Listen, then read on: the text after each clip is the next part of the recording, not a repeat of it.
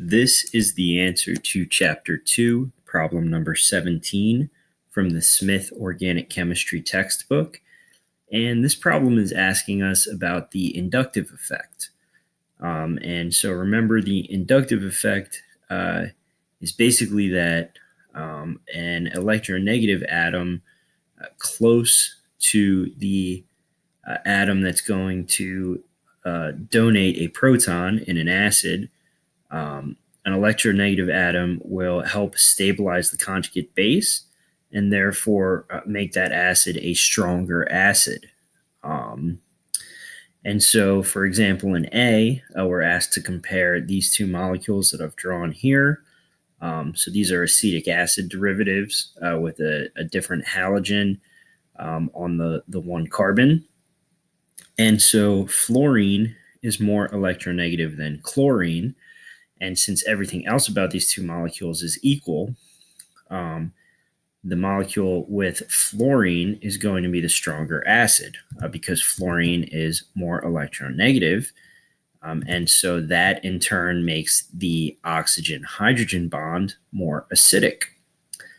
And then so looking at B, the difference between the two molecules in B is the presence of an extra CH2 group. And so remember, the inductive effect can only work across 3 or 4 bonds, really.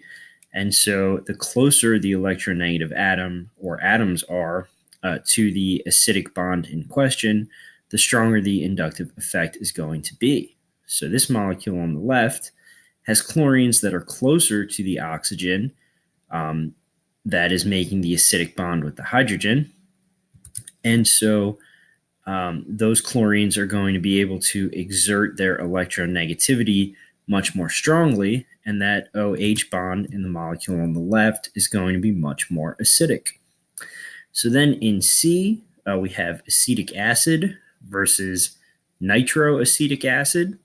And remember that the nitro group is extremely electron withdrawing. And so that's going to pull electron density away from the oxygen and make the hydrogen leave much more readily. And so it's going to make this a much stronger acid than just acetic acid. And so that's how to solve this problem. Just remember what the inductive effect is and the way that it works, and the guidelines for how it works. That the more electronegative the atom in question, the stronger it will make the acid.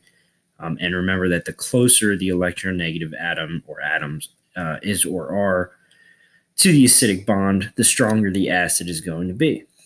And that's the answer to Chapter 2, problem number 17.